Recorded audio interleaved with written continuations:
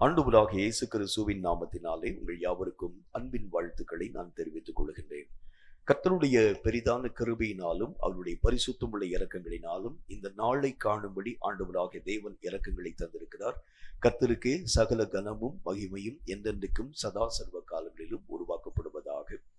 ஆண்டவராகிய தேவன் பல நிலைகளை நம்முடைய வாழ்க்கையிலே வலியுறுத்தும் ஒரு தேவனாக விளங்குகின்றார். ஒவ்வொரு மனிதனும் சரியான இயக்கத்தின் ஊடாக கடந்து போற வேண்டும் ஒன்று, கர்த்தருடைய திட்டங்களை அவன் தன்னுடைய வாழ்க்கையிலே விளங்கிக் கொள்ள வேண்டும். மற்றும் ஒன்று, ஆண்டவராகிய தேவன் எதையெல்லாம் நம்முடைய வாழ்க்கையிலே எதிர்பார்க்கிறாரோ அவைகளை நாம் நம்முடைய வாழ்க்கையிலே தடையில்லாமல் ஆண்டவராகிய தேவனுக்கு முன்பதாக வெளிப்படுத்த வேண்டியதும் அவசியமான ஒன்று. கர்த்தர் இந்த நாளிலே நமக்கு சொல்லக்கூடிய நல்ல ஒரு வார்த்தை. இன்றிலிருந்து நீ கொஞ்ச நாள் வரைக்கும் கர்த்தருடைய நாமத்தினாலே இந்த வார்த்தைகளை நாம் மெய்யாகவே தியானிக்க வேண்டியது அவசியம். கர்த்தர் உங்களுக்கும் எனக்கும் ஒரு விசேஷமான ஒரு அபிஷேகத்தின் வல்லமைகளை தந்திருக்கிறார். ஒரு தெளிந்த பார்வையை நான் என்னுடைய வாழ்க்கையிலே உடையவனாக காணப்பட வேண்டியது அவசியம்.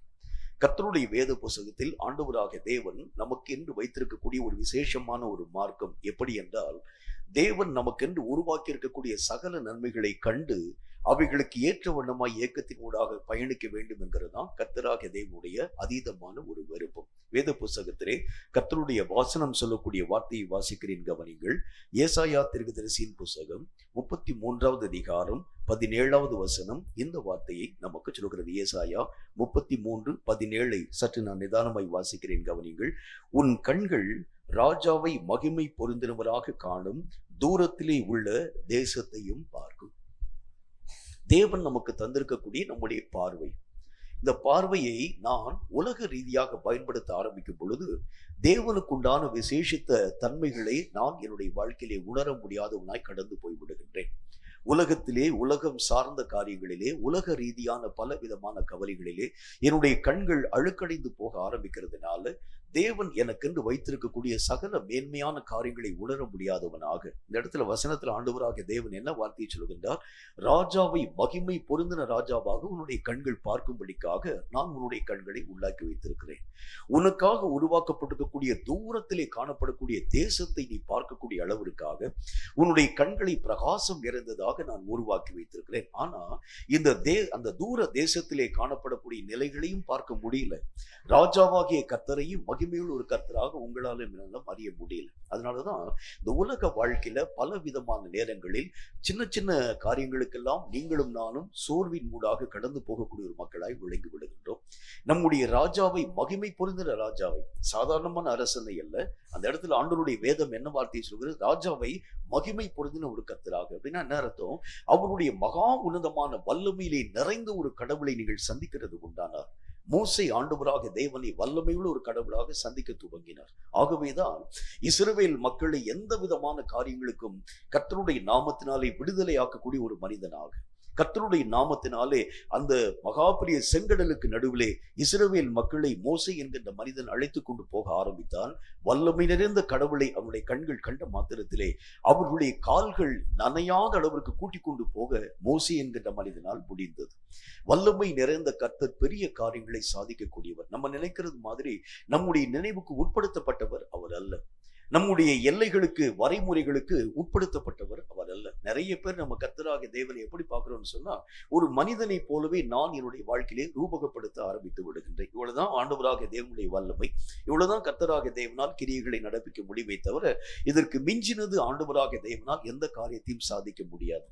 ஆண்டவருடைய வேத புத்தகத்தில் சில உவமைகளை உங்களோடு கூட நான் பேசின பின்பு தொடர்ந்து கர்த்தருடைய வார்த்தைகளின் மூலமாக அழைத்து கொண்டு போக ஆசைப்படுகின்றேன். ஆண்டவராகிய இயேசு கிறிஸ்துவை ஒரு முறை ஒரு வீட்டுக்கு கூட்டிட்டு போறாங்க. கூட்டிக் கொண்டு போகக்கூடிய நேரத்துல அந்த வீட்டிலே காணப்படக்கூடிய சிறு பிள்ளை மரித்து போனவளாய் காணப்படக்கூடிய அந்த நிலைகளினால குடும்பத்திலே காணப்படும் எல்லா ஜனங்களும் கலங்கி தவிக்க ஆரம்பிச்சாங்க. இயேசு கிறிஸ்துவை அந்த வீட்டுக்குள்ளாக ஜனங்கள் அழைத்துக் கொண்டு போகக்கூடிய அந்த நேரத்துல ஆண்டவராகிய இயேசு கிறிஸ்துவை பார்த்தவங்க சொல்றாங்க, எங்களுடைய பிள்ளை செத்து போயிடுச்சு, எங்களுக்கு இருக்கக்கூடிய இந்த ஒரே ஒரு நம்பிக்கையை நாங்கள் இழந்து போய்விட்டோம். உடனே ஆண்டவராகிய இயேசு கிறிஸ்து அந்த பிள்ளையை பார்க்கிறார். அவள் சொல்லுகின்றார், இந்த பிள்ளை மரிக்கவில்லை, நித்திரையாய் இருக்கின்றார் என்பதை பற்றி பேசுறார். ஜனங்களால் இந்த ஒரு வார்த்தையை நம்ப முடியல. கர்த்தர் பார்க்கக்கூடிய பார்வைக்கும் மனுஷிகமான பார்வைக்கும் எவ்வளவு வித்தியாசம்னு பாருங்களேன். கர்த்தர் அவளை மெய்யாகவே தூங்கக்கூடியவளை போல பார்க்க ஆரம்பித்தால், ஆனால் மனுஷன் அந்த பெண்ணினுடைய அந்த காரியங்களை செத்து போனதாக அவருடைய கண்கள் பார்க்கக்கூடியதாக விளங்கிற்று. இந்த மாதிரி ஒரு தெளிவான ஒரு பார்வை நம்முடைய வாழ்க்கையிலே கடந்து வர ஆரம்பிக்கிறது உண்டானால், எதை ஆண்டவராகிய தேவன் எனக்கு முன்பதாக வச்சிருக்கிறாரு, என்னென்ன விதமான வழிமுறைகள் எனக்காக உருவாக்கப்பட்டிருக்கிறது. இன்னும் ஒரு சம்பவத்தை உங்களுக்கு நான் சொல்ல வேண்டியது அவசியம். லாசரு மரித்து போய் 4 நாட்கள் ஆக்கப்பட்டிருக்கக்கூடிய அந்த சடலமாக வைக்கப்பட்டிருக்கக்கூடிய நிலை, ஆண்டவராகிய இயேசுவை பார்க்கக்கூடிய அவருடைய சீஷர்கள்லாம் சொல்றாங்க, உம்முடைய நண்பனாய் காணப்படக்கூடிய லாசரு இப்பொழுது மெய்யாகவே மரணத்திற்கு எதுவான வியாதியிலே சிக்கக்கூடிய ஒரு மனிதனாய் இருக்கின்றார். கர்த்தர் மேலும் சில நாட்கள் மெய்யாகவே தங்கி இருக்க ஆரம்பிக்கின்றார். ஆண்டவராகிய தேவனுடைய நாமத்தினாலே அந்த இடத்தை நோக்கி, பெத்தானியா என்கின்ற அந்த இடத்தை நோக்கி அவங்க கடந்து போறாங்க. கடந்து போகக்கூடிய நேரத்துல அந்த லாசருடைய சகோதரியாய் காணப்படக்கூடிய மார்த்தாள் ஒரே ஓட்டமாய் ஓடி கொண்டு இயேசுனுடைய பாதத்திலே விழுந்து, உம்முடைய சிநேகிதனாய் காணப்படக்கூடிய உம்முடைய நண்பன் லாசரு இப்பொழுது இறந்து போய்விட்டான். ஆண்டவராகிய இயேசு அவளை பார்த்து ஒரு வார்த்தை சொல்கின்றார், கர்த்தராகிய தேவனுடைய நாமத்தினால் நித்திய ஜீவனை நான் அவனுக்கு தருவேன். ஆம் ஆண்டவரே, மரணத்திற்கு பிறகு எல்லா விதமான மக்களுக்கும் நித்திய ஜீவன் உண்டு. அவள் ஆண்டவராகிய தேவன் பேசின வார்த்தை வேற, ஆனால் அவள் புரிந்து கொண்ட காரியம் வேற. கர்த்தருடைய பார்வைக்கும் நம்முடைய பார்வைக்கும் அநேகம் வேறுபாடுகள் உண்டு. எப்ப நீங்க கர்த்தரை போல உங்களுடைய கண்கள் அநேகம் விதமான காரியங்களை ஆழமாய் நோக்கக்கூடியதாய் விளங்குகிறதோ, தேவனுடைய வல்லமைகளை உங்களாலும் என்னாலும் தெளிவான விதத்தில் புரிந்து கொள்ள முடியும். ஒரு குருடனை கர்த்தராகிய தேவனுக்கு முன்பதாக கூட்டிட்டு வர்றாங்க. கூட்டிக் கொண்டு வரக்கூடிய நேரத்தில் அந்த குருடனை பார்க்கக்கூடிய ஜனங்கள் இயேசுவை பார்த்து கேட்கிறாங்க, இவன் குருடனாய் பிறந்தது இவன் செய்த பாவமா, இவனுடைய பெற்றோர் செய்த பாவமான்னு கேட்கிறாங்க. இயேசு கிறிஸ்து சொல்கின்றார், இவனுடைய பாவமும் அல்ல, இவனுடைய பெற்றோர்கள் செய்த பாவம் அல்ல, தேவ நாமம் மகிமைப்படுத்தப்படும்படி இவன் இப்படி உருவாக்கப்பட்டவன். அப்படின்னா என்ன அர்த்தம்? நம்முடைய பார்வை வேறு, கர்த்தருடைய பார்வை வேறு. இந்த மாதிரி கர்த்தருடைய பார்வையை போல உங்களுடைய பார்வை மாற்றத்தின் ஊடாக கடந்து போகிறது உண்டானால், ராஜாவை மகிமை உள்ள ஒரு கர்த்தராய் உங்களாலும் என்னாலும் பார்க்க முடியும். தேவன் நமக்கென்று வாக்கு பண்ணி வைத்திருக்கக்கூடிய சகல மகிமைகளை தூர தேசத்தையும் நம்முடைய கண்களினால் பார்க்க முடியும். இதுவரைக்கும் காணாமல் நீங்களும் நானும் விசுவாசிக்க துவங்கினோம்.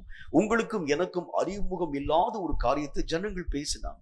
சில தீர்க்கதரிசிகள் என்கிற மக்கள் நமக்கு முன்னால பேசினாங்க, கர்த்தர் உங்கள் நடுவிலே உலாவி கொண்டு வருகின்றார், கர்த்தருடைய மகிமை உங்கள் நடுவிலே கடந்து வந்திருக்கிறது, கர்த்தர் உங்களை ஆசீர்வதிக்கும்படிக்காக இறங்கி வந்திருக்கிறார், வெண்மையான வஸ்திரம் தரித்தவராய் ஆண்டவராகிய தேவன் வந்திருக்கிறார். இதை நம்ம வந்து கேட்கிறோம். ஆனால் என்னுடைய கண்கள் அந்த ஒரு காரியத்தை பார்க்கல. ஆண்டவராகிய தேவன் எனக்கென்று வாக்கு பண்ணி வைத்திருக்கக்கூடிய எல்லா விதமான மகிமையான ராஜ்யம் அது அப்படிப்பட்டது, இப்படிப்பட்டது. கேருபீன்கள் இருப்பாங்க, சேராபீன்கள் இருப்பாங்க, தூதர்கள் இருப்பாங்க, பரிசுத்தவான்கள் இருப்பாங்க, எண்ணற்ற அநேக விதமான தேவனாகிய கர்த்தரை துதிக்கக்கூடிய சத்தம் அந்த தேசம் எங்கிலும் கேட்கக்கூடியதாக மெய்யாகவே விளங்க ஆரம்பிக்கிறதை பார்க்க முடியும். ஜனங்கள் சொல்றாங்க, நம்ம விசுவாசிக்கிறோம். ஆனால் என்றைக்கு என்னுடைய கண்கள் கர்த்தராகிய தேவனை மகிமையுள்ள ஒரு கர்த்தராகவும், அவர் எனக்கென்று உண்டாக்கி வைத்திருக்கக்கூடிய ராஜ்யத்தை மகிமை பொருந்தின அந்த தூர தேசத்தை என்னுடைய கண்களினால் காண முடியும். கர்த்தர் அதைத்தான் சொல்லுகின்றார், இது உன்னுடைய உரிமை, உனக்கு ஆண்டவராகிய தேவன் தந்திருக்கக்கூடிய ஒரு உரிமை. இந்த ஒரு காரியத்தை தரிசிக்க ஆரம்பிக்கிறது உண்டானால், முன்னை காட்டிலும் இன்னும் ஆண்டவராகிய தேவனுடைய நாமத்தினாலே உறுதியான விதத்தில் இயங்க உன்னால் முடியும். ஒரு நம்பிக்கையின் அடிப்படையில் இயங்குகிறது வேற, கண்டு அந்த காரியங்களை நான் அறிந்து அவைகளின்படி நான் இயக்கத்தின் ஊடாக கடந்து போகிறது வேறு. இஸ்ரவேல் நாட்டிலே அந்த நாட்களிலே ஆண்டவராக இயேசு கிறிஸ்து ஊழியங்கள் செய்த அந்த காலங்களை நம்ம எடுத்து பார்க்க ஆரம்பிக்கிறது உண்டானால், நிறைய ஜனங்கள் பரிசேயர்களும் சதுசேயர்களும் வேதபாரகர்களும் கூட கர்த்தருடைய ஆலயத்தில் ஊழியம் செய்ய ஆரம்பிச்சாங்க. ஆனால் அவர்களுடைய ஊழியத்திற்கும் இயேசுனுடைய ஊழியத்திற்கும் ஒரு பெரிய வித்தியாசம் இருக்கக்கூடியதாய் காணப்பட்டது. இயேசுனுடைய ஊழியத்தை கண்ட மக்கள், இவன் இவ்வளவு தூரம் ஆணித்தரமாய் வார்த்தைகளை பிரசங்கம் பண்ணுவதற்கு என்ன காரணம்? இவன் இவ்வளவு தூரம் வல்லமையாய் கர்த்தருடைய வார்த்தைகளை போதிக்கிறதுக்கு என்ன காரணம்? அவர்கள் காணாத ஒரு விஷயத்தை உங்களுக்கு நான் சொல்ல வேண்டும். எல்லா ஜனங்களும் காணாததை ஜனங்களுக்கு முன்பதாக பேசினாங்க. ஆனால் இயேசுவோ தான் கண்டதை, அனுபவித்ததை, ருசித்ததை ஜனங்களுக்கு முன்பதாக பேசின பொழுது அவர்களுடைய பிரசங்கத்திற்கும் இயேசுனுடைய பிரசங்கத்திற்கும் வேறுபாடு நிறைந்ததாக காணப்பட துவங்கிற்று. நாம் ஆண்டவராகிய தேவனை தரிசிக்க ஆரம்பிக்கும் பொழுது, தேவனுடைய மகிமை நம்முடைய கண்களினால் காண ஆரம்பிக்கும் பொழுதுதான் இந்த உலகத்திலே கர்த்தராகிய தேவனை நிரூபித்து காண்பிக்க உங்களாலும் என்னாலும் ஆகும். நானே இன்னும் ஒரு நம்பிக்கையிலே ஒரு தளர்வாக இருக்கிறது உண்டானால், பல நேரங்களில் வரக்கூடிய பிரச்சனையின் அடிப்படையில் என்னை அறியாமல் நான் வேதனைப்பட்டு, கர்த்தர் உண்மையிலே இருக்கிறாரா, கர்த்தர் என்னை பார்க்கிறார்னு சொல்லி நானே அவநம்பிக்கையாய் காணப்படுகிறது உண்டானால் இந்த இயேசுவை மற்றவர்களுக்கு முன்பதாக நீங்களும் நானும் நிரூபித்து காண்பிக்கிறது எப்படி?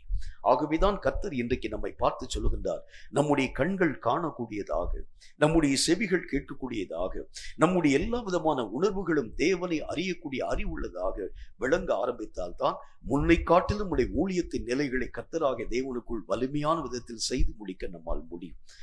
ஊழியம் என்கின்ற பேரில் இன்றைக்கும் கூட பலவிதமான மக்கள் ஊழியங்களை செய்து கொண்டே வர ஆரம்பிக்கிறார். இந்த ஊழியங்களை பார்க்கக்கூடிய ஏராளமான ஜனங்கள் ஊழியங்களை இந்த நாட்கள் ரொம்ப அற்பமாக தூஷணமாக பேசக்கூடிய நிலைகளை நாம் கண் கொண்டு பார்க்க ஆரம்பிக்கிறோம். ஏதோ வாய்க்கு வந்தபடியெல்லாம் தீர்க்க தரிசனம் என்கிற பேர்ல பேச ஆரம்பிக்கிறாங்க. இந்த யூடியூப் சேனல்ல ஒரு 2-3 நாளைக்கு முன்பதாக ஒரு மனிதன் விதமான ஒரு வார்த்தை ஒன்றை பேசுகிறார். தீர்க்க தரிசனம் என்று சொல்லி பல விதமான மக்கள் தீர்க்க தரிசனமான வார்த்தையை பேசுறாங்க. இதோ நானும் உங்களுக்காக 2 தீர்க்க தரிசனம் சொல்றேன் பாருங்க என்று சொல்லி அவனை வாய்க்கு வந்தபடி 2 வார்த்தைகளை சொல்கின்றான். இந்த வருஷம் 2026 வருஷத்துல நிறைய கஷ்டம் வரும், நிறைய பிரச்சனை வரும், நிறைய இதாங்க தீர்க்க தரிசனம். உடனே அந்த மனிதன் சொல்லுகின்றான், வேதத்துக்கு மிஞ்சின தீர்க்க தரிசனம் ஒன்றுமே இல்லைங்க, தீர்க்க தரிசனம் சொல்லி நீங்களும் நானும் நம்பி ஏமாந்து போக வேண்டாம்.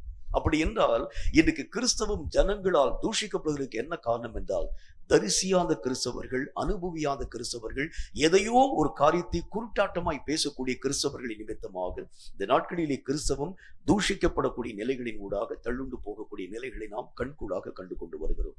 கர்த்தர் இந்த புதிய வருஷத்தில் நமக்கு என்ன விதமான வார்த்தையை சொல்கிறார் என்றால், நீ கண்டதை கர்த்தருக்கு முன் கர்த்தருடைய நாமத்தின் மகிமைக்கென்றாக அறிவி.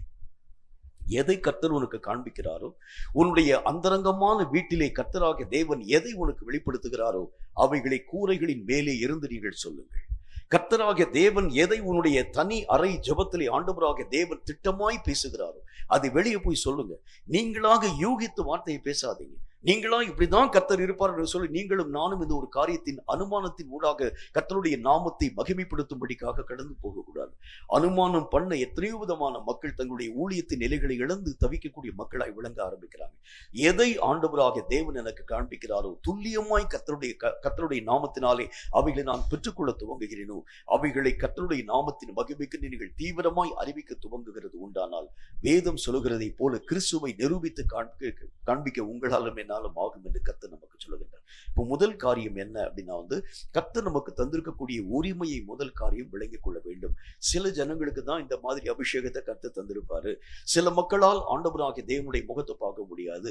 சில மக்கள்னால கர்த்தராகிய தேவனுடைய ராஜ்யத்தை போய் பார்க்க முடியாது. சில மக்கள் ஆண்டவராகிய தேவனுடைய சாயலை ஏதோ ஒரு அதாவது ஆண்டவராகிய தேவனுடைய ஒரு சாயலை லேசா அப்படி ஒரு மேலோட்டமான விதத்துல தான் உங்களுடைய கண்கள் பார்க்க முடியும். ஆழமான விதத்தில் கர்த்தராகிய தேவனை பார்க்க முடியாது. சில பேருடைய கண்களுக்கு முன்பதாக கர்த்தராகிய தேவன் ஒரு வெளிச்சத்தை போலவே தென்படுவாரை தவிர அவருடைய முழு உருவத்தை எல்லாம் பார்க்க முடியாது. சில பேருடைய வாழ்க்கையிலே ஆண்டவராகிய தேவனுடைய தொடுதலை ஒரு லேசான ஒரு டச்சிங்கை போல அவருடைய வாழ்க்கையிலே அனுபவிக்கிறது தான் பார்க்க முடியுமே தவிர ஆண்டவராகிய தேவனுடைய முழுமை இல்லை. வேதம் சொல்கிறதை போல கர்த்தருடைய வசனம் மாற்றப்பட முடியாத ஒன்று. ராஜாவை உன்னுடைய கண்கள் மகிமை பொருந்தவராய் பார்க்கணும்னு சொன்னா கட்டாயம் பார்த்து தான் தீரும். அதுல மாற்று கருத்து ஒண்ணுமே இல்லை. கர்த்தர் சொல்லிட்டான சொன்னதுதான், அதுல மாற்று கருத்து ஒண்ணுமே இல்லை. இது எல்லா மனிதனுக்கும் தந்திருக்கக்கூடிய ஒரு உரிமை, ஒரு உடைமை, ஆண்டவராகிய தேவனால் கொடுக்கப்பட்டிருக்கக்கூடிய ஒரு மேன்மையான ஒரு அனுபவம்.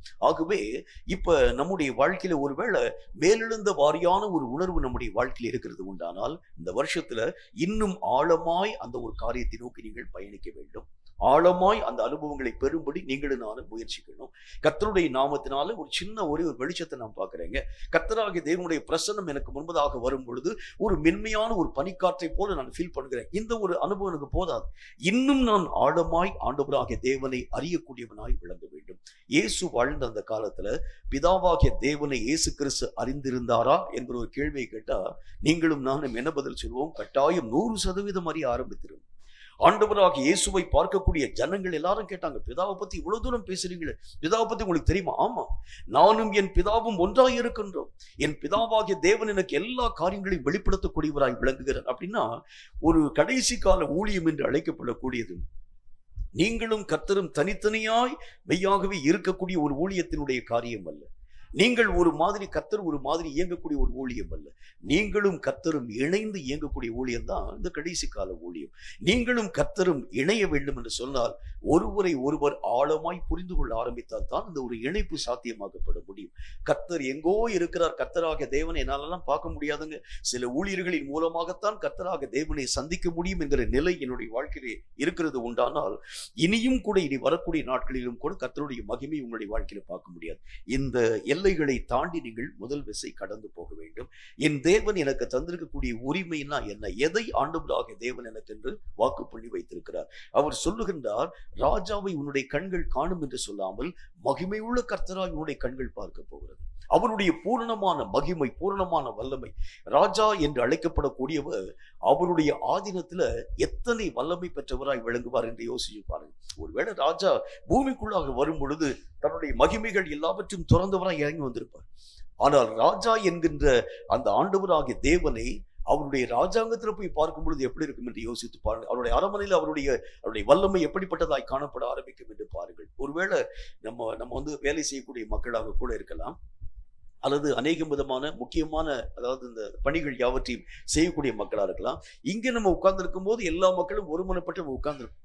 ஆனா அவங்கவுங்க பொசிஷன்ல நீங்க போய் நின்று பார்க்கும் பொழுதுதான் அவங்களுடைய பூரணமான மகிமையை உங்களாலும் என்னாலும் பார்க்க முடியும்.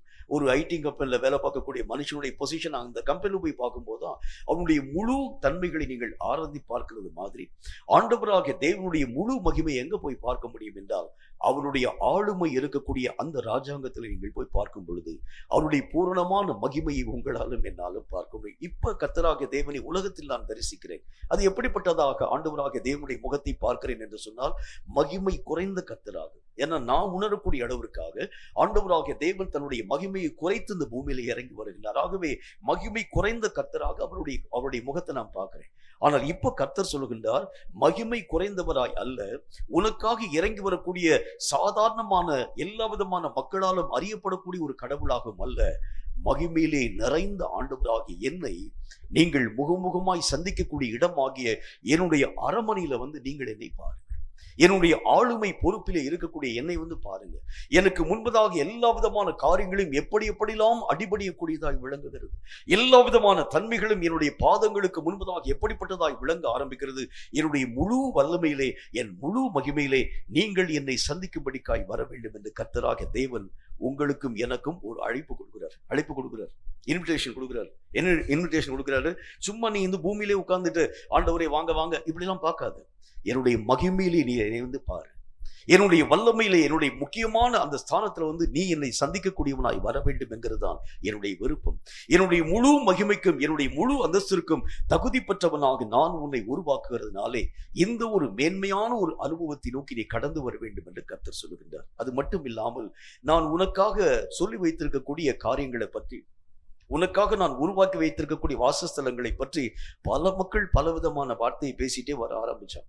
சில பேர் சொன்னாங்க அந்த வாசஸ்தலம் எப்படிப்பட்டதா இருக்க போகிறது. சில ஜனங்கள் சொன்னாங்க அது ஒரு வேறு கிரகத்துல ஆண்டவராக தேவன் உருவாக்கி வைத்திருக்கிறார். இன்னொரு பிளானட்ல ஆண்டவராக தேவன் தம்முடைய வாசஸ்தலங்களை உருவாக்கி வைத்திருக்கிறார். நீங்கள் இந்த உலகத்தை விட்டு மரணத்தின் ஊடாக கடந்து போன பிறகு இந்த கிரகத்தை விட்டு, அதாவது பூமி என்கின்ற அந்த கிரகத்தை விட்டு வேறொரு கிரகத்தின் ஊடாக நீங்கள் கடந்து போவீங்க. அங்கும் இதே விதமான நிலைகள் தான் காணப்படக்கூடியதா இருக்க போகிறது. அங்கும் நிறைய விதமான மக்கள் அநேக விதமான பலசர கடை வச்சிருப்பாங்க, காய்கறி கடை வச்சிருப்பாங்க, அதன் பின்பதாக பால் கடை வச்சிருப்பாங்க, அதன் பின்பதாக என்னென்ன விதமான காரியங்கள் உண்டும் எல்லா விதமான கடைகளும் வைத்திருப்பார்கள்.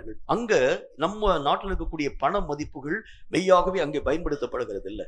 ஏதாகிலும் ஒரு பொருளை நீங்கள் வாங்க வேண்டும் என்று சொன்னால் ஆண்டவருடைய நாமத்தினாலே 2 வசனத்தை போய் நீங்க சொல்லுகிறது உண்டானால் 1/2 லிட்டர் பால் உங்களுக்கு வந்து கொடுப்போம்.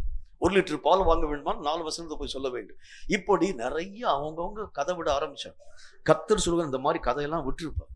நான் வைத்திருக்கக்கூடிய தூர தேசத்திலே காணப்படக்கூடிய உன்னுடைய நாட்டை நீ சந்திக்கும்படிக்காக, பார்க்கும்படிக்காக உனக்கு நான் உரிமை தந்திருக்கிறேன். இவன் இப்படிதான் நிறைய கதையெல்லாம் பேசிக்கொண்டே வர ஆரம்பிப்பான். சில மக்கள் சொல்லுவாங்க, இங்க இருக்கு அதே குடும்பம் தான் அங்கேயும் போயிருக்கு. ஐயோ, இதே விதமான குடும்பமா? இங்க இருக்கக்கூடிய அதே ஒய்ஃபா, அதே அதே ஹஸ்பண்டா, இந்த காரியத்தை நான் மெய்யாகவே விட்டு விலகி இன்னொரு ஒரு மார்க்கத்தின் ஊடாக போக வேண்டும்னா இதே முகத்துல போய் நான் போய் மீண்டும் முழிக்க வேண்டும் என்று சொன்னால் இந்த நிலைகளை தாண்டி நான் போக வேண்டியது எப்படி என்று சொல்லி பல மக்கள் பல குழப்பங்களின் ஊடாக நம்மை அழுத்திக் கொண்டு போகிறத பார்க்கணும். கர்த்தர் நல்ல ஒரு வார்த்தையை சொல்கின்றார். இந்த மாதிரி நிறைய மக்கள் பேசக்கூடிய வார்த்தைகளெல்லாம் நீ ஏற்றுக்கொள்ளாம நீ செய்ய வேண்டியது ஒன்று, உன் கண்களை தெளிவான பார்வை உள்ளவனாக உன்னுடைய கண்கள் உருவாக்கப்படுகிறது உண்டானால் உன் தேவனுடைய மகிமை என்னது என்கிறதை உன்னாலும் என்னாலும் பார்க்க முடியும். இப்ப கர்த்தராகிய தேவனுடைய மகிமை உங்களுக்கு தெரியல. ஆண்டவராகிய தேவனை நீங்களும் நானும் சர்வசாதாரணமா நினைவிலே கொள்ளக்கூடிய ஒரு மக்களாய் விளங்கி விடுகிறோம். கர்த்தர் சொன்னா நம்ம வந்து கூப்பிடக்கூடிய நேரத்துல இறங்கி ஓடி வந்துடுவாரு. ஆண்டவராகிய தேவன் அன்புள்ள ஒரு கடவுள், எல்லா விதமான மனிதனுக்கும் நன்மையான காரியங்களை தரக்கூடிய ஒரு தேவன். எதை ஆண்டவராகிய தேவனுடைய சமூகத்திலே கேட்க ஆரம்பித்தலாம். சில நேரங்களில் சில மக்கள் என்கிட்ட வந்து சொல்லக்கூடிய வார்த்தைகளின் அடிப்படையில் அவங்க சொல்லுவாங்க, நான் சில நேரங்களில் கர்த்தராகிய தேவனோடு கூட சண்டை போடுவேன். இந்த ஒரு காரியத்தை தராட்டி பார்த்துங்க, 4 நாள் உங்களுடைய சமூகத்தை உட்கார்ந்தாலும் ஜெபிக்க மாட்டேன். ஆண்டவராகிய தேவனை நீர் உங்களுடைய மனசுக்குள்ள நீ வந்து வேதனைப்பட வேண்டும். 4 நாள் உங்க சமூகத்திலே வரவே மாட்டேன். நீங்க ஒழுங்கா அந்த ஒரு காரியத்தை கொடுத்தால்தான் இந்த விதமான உங்களுடைய சமூகத்திலே நான் காத்திருக்கும்படிக்காக வருவேனே தவிர இல்லை என்று சொன்னால் நான் 4 நாள் லீவு வரவே மாட்டேன் என்று சொல்லி கர்த்தரை மிரட்டக்கூடிய நேரத்தில் கர்த்தராகிய தேவன் பணிந்து நான் சொல்லக்கூடிய வார்த்தைகள் விடுவது இல்லை. கர்த்தர் நீங்க நினைக்கிற மாதிரிலாம் கிடையாது. கர்த்தருடைய ஆளுமை என்கிறது வேறு, கர்த்தருடைய வல்லமை என்கிறது வேறு. அது உங்களாலும் என்னாலும் யூகிக்கப்படாத ஒன்று. அந்த மகிமையான காரியங்களை ஒரு மனிதனுடைய கண்கள் பார்க்கிறது உண்டானால், ஒரு மனுஷனுடைய வல்லமைகள் காண்கிறது உண்டானால், நிச்சயமாகவே ஆண்டவராகிய தேவனுக்கு முன்பதாக நிற்கக்கூடியவனாய் அல்ல, தரையிலே முகங்குப்புற விழக்கூடியவனாய் அவருடைய நிலைகள் காணப்பட ஆரம்பிக்கிறதை பார்க்க முடியும். பக்தன் ஏசாயா என்கிற தீர்க்கதரிசி கர்த்தருடைய நாமத்தினாலே பெரிய தீர்க்கதரிசியாய் உருவாக்கப்பட்ட ஒரு மனிதன். 5 அதிகாரம் 1வது அதிகாரம் துவங்கி 5வது அதிகாரம் வரைக்கும் கர்த்தருடைய வார்த்தைகளை சும்மா டாம் டீம் அடிச்சு பேச ஆரம்பிக்கிறார் ஏசாயா. கர்த்தராகிய தேவனுடைய நாமத்தினாலே உங்களை கர்த்தராகிய தேவன் அழிக்கிறேன் என்று சொல்லுகிறார், சபிக்கிறேன் என்று சொல்லுகிறார். இப்படிப்பட்ட காரியங்களை நீங்கள் செயல்படுத்துகிறது உண்டானால் உங்களுக்கு விரோதமான காரியங்களை நான் உருவாக்குகிறேன் என்று சொல்லி கர்த்தர் பேசுகிறார். பயங்கரமா உங்களுடைய பாவங்கள் சிவேரென்று இருந்தாலும் வெண்மையான ஒரு மலையை போல நான் உருவாக்குவேன், நீங்க அப்படிப்பட்ட காரியம் எல்லா விஷயத்தையும் பேசிட்டு வர்றார். 5வது அதிகாரம் முடிந்த 6வது அதிகாரம் வருகிறது. ஆண்டவராகிய தேவனுடைய மகிமைக்கு முன்பதாக தீர்க்கதரிசியாகிய ஏசாயாவை கொண்டு போய் நிறுத்துகிறார். ஆண்டவராகிய தேவனுடைய நாமத்தினால் எவ்வளோ நாள் வரைக்கும் எல்லா ஜனங்களையும் கண்ட தீர்க்கதரிசி ஏசாயா இப்பொழுது தன்னை அவர் மெய்யாகவே உற்று கவனித்து பார்க்கின்றார். ஆண்டவராகிய தேவனுக்கு முன்பதாக தன்னுடைய நிலைகளை ஆராய்ந்து பார்க்கும் பொழுது ஆண்டவராகிய தேவனை பார்த்து சொல்லுகின்றார், ஐயோ அசுத்த உதடுகள் உள்ள ஒரு மனுஷன், நான் அதமானேன் என்று சொல்லுகின்றார். நான் இவ்வளவு நாள் வரைக்கும் நல்ல பெரிய ஒரு தீர்க்கதரிசி நான் யோசிச்சுட்டு இருந்தேன். ஆனால் கர்த்தருக்கு முன்பதாக நான் என்னை நிறுத்தும் பொழுதுதான் என்னுடைய உதடுகள் அசுத்தம் நிறைந்தவைகள் என்பதை நான் இப்பொழுது கண்கூடாக பார்க்கிறேன். கர்த்தருக்கு முன்பதாக உங்களை கொண்டு போய் நிறுத்தும் பொழுதுதான் உங்களுடைய உண்மையான உருவம் என்னது என்பதை உங்களாலும் என்னாலும் அறிந்து கொள்ள முடியும். இப்போ வரைக்கும் நான் என்னை மெச்சிக்கொள்ளுவேன். என்னை மாதிரி ஒரு பரிசுத்தவான் யாருமே இருக்க மாட்டாங்க, என்னை மாதிரி ஒரு நீதிமான் யாருமே இருக்க மாட்டாங்க, என்னை மாதிரி ஒரு உண்மையான ஒரு மனுஷன் யாருமே இருக்க மாட்டாங்க சொல்லி நான் என்னை குறித்து நான் மெச்சிக்கிறேன். ஆனால் கர்த்தருக்கு முன்பதாக என்னை கொண்டு போய் நிறுத்தும் பொழுதுதான் என்னுடைய உண்மையான நிலை என்னது என்பதை நான் என்னுடைய வாழ்க்கையிலே விளங்கிக் கொள்ளக்கூடியவனாய் காணப்பட்டு விடுகிறேன். வேதம் சொல்லக்கூடிய வார்த்தையின் அடிப்படையில் ஆண்டவராகிய தேவன் சொல்லுகிறார், பல பேருக்கு பலவிதமான ஆசைகள் உண்டு. ஒரு முறையாகிலும் உலகத்துல காணப்படக்கூடிய பெரிய பெரிய நாடுகள்ல ஒரு முறையாகிலும் என்னுடைய காலை நான் பதிக்கணும்னு ரொம்ப ஆசைப்படுறேன். எவ்வளோ நாடுகளை கர்த்தர் உண்டாக்கி வச்சிருக்கிறார். எதையாச்சும் ஒரு நாட்டுல போய் நான் ஒரு முறையாகிலும் அந்த நாட்டுக்குள்ளாக போக வேண்டும் என்று ஆசைப்படுகிறேன். கர்த்தர் சொல்வார், ஒரு நாடை விட்டிருப்பார், நீ என்னுடைய முகத்தை தரிசிக்கும்படிக்காக நான் உனக்கென்று உண்டாக்கி வைத்திருக்கக்கூடிய நாடை ஒரு முறை வந்து பார்க்கிறது உண்டானால் உலக நாடுகள் ஒன்றின் மேலும் உன் மனமும் என் மனமும் நாட்டத்தின் ஊடாக கடந்து போகாது என்று கர்த்தர் நமக்கு சொல்லுகிறார். ஆகவே நம்முடைய கண்கள் பார்வை பெறக்கூடியதாக தெளிவு பெற்றதாக விளங்க ஆரம்பிக்கிறது உண்டானால் தேவன் நமக்கென்று உண்டாக்கி வைத்திருக்கக்கூடிய சகல நன்மைகளை மகிமைகளை தடையில்லாமல் நம்முடைய வாழ்க்கையிலே கண்டுகொள்ள முடியும், உணர முடியும். காணாமல் நாம் நம்முடைய வாழ்க்கையை கழிக்க ஆரம்பிக்கிறனாலதான் கர்த்தரை நிரூபித்து காண்பிக்க உங்களால முடியல. பல ஜனங்கள் நம்மோடு கூட வந்து தர்க்கம் பண்ணக்கூடிய நேரத்துல கர்த்தராகிய தேவனுடைய நாமத்தினால் சில விஷயங்களுக்கு நீங்களும் நானும் பதில் சொல்லி விடுகின்றோம். ஆனால் பல விதமான கேள்விகளை அவர்கள் அவங்க வந்து திரும்ப திரும்ப கேட்கக்கூடிய அந்த நேரத்துல பதில் சொல்ல முடியாமல் நாம் துவண்டு போகக்கூடிய ஒரு மக்களாய் விளங்க ஆரம்பிக்கிறதுக்கு காரணம் அவருடைய மகிமையை இன்றைக்கு வரைக்கும் நான் என்னுடைய வாழ்க்கையை கண்ணார பார்க்கல. ஆண்டவராகிய தேவனுடைய நாமத்தினாலே அப்போஸ்தலர்கள் தங்களுடைய ஊழியங்களை துவங்கக்கூடிய அந்த நாட்களை எடுத்து பாருங்க. கர்த்தராகிய தேவனுடைய நாமத்தினால அப்போஸ்தலர்கள் கர்த்தராகிய இயேசுவை தரிசித்து ஊழியங்களின் ஊடாக கடந்து போக ஆரம்பிச்சாங்க. அந்த ஊழியத்துல ஒரு விசேஷமான ஒரு வல்லமை, ஒரு விசேஷமான கிருபை அவருடைய வாழ்க்கையிலே காணப்படக்கூடியதாக விளங்கிற்று. பின்பு ஆண்டவராகிய தேவனுடைய நாமத்தினாலே கிறிஸ்துவை ஒரு முறை கூட சந்தியாமல் காணப்படக்கூடிய பவுல் தன்னுடைய வாழ்க்கையிலே ஊழியத்தோடு கூட இணைக்கப்படும்படிக்காக கடந்து வருகின்றார். இப்ப பவுலுக்கு ஒரே ஒரு பிரச்சனை, இந்த 11 பேரும் ஆண்டவராகிய தேவனை தரிசித்து ஊழியத்தின் ஊடாக வந்திருக்கிறாங்க. உங்களுடைய ஊழியம் ரொம்ப வல்லமை பெற்ற ஒரு ஊழியமா இருக்கிறது நான் பார்க்கிறேன். மகிமையான ஒரு ஊழியமாய் அவங்களுடைய ஊழியங்கள் கர்த்தருடைய வல்லமையோடு கூட அவைகள் எல்லாவற்றையும் செயல்படுத்தும் ஒரு ஊழியமா இருக்கிறதை பார்க்கிறேன். நான் கர்த்தராகிய தேவனை தரிசிக்காமல் இந்த ஊழியர்களோடு கூட இணைகிறது எப்படி? அவரும் ஆண்டவரை நோக்கி ஜெபிக்கக்கூடியவராய் விளங்க ஆரம்பித்தார். அப்போ ஊழியத்தினுடைய முதல் துவக்கமே என்னமா இருக்கணும் அப்படின்னு பார்த்தீங்கன்னா, ஈஸியா நீங்க புரிஞ்சுக்க வேண்டும், கர்த்தரை சந்தியாமல் ஊழியத்தை துவங்கிறாதீங்க. கர்த்தரை ஒரு முறையாச்சும் நீங்க பார்க்காம ஊழியத்துக்குள்ள போயிடாதீங்க. கர்த்தராகிய தேவனை பவுல் அப்போஸ்தலன் தன்னுடைய வாழ்க்கையிலே சந்தித்த பிறகுதான் ஊழியத்திலே ஒரு பெரிய மாற்றம் உருவாக்கப்படக்கூடியதாக விளங்க துவங்கிற்று.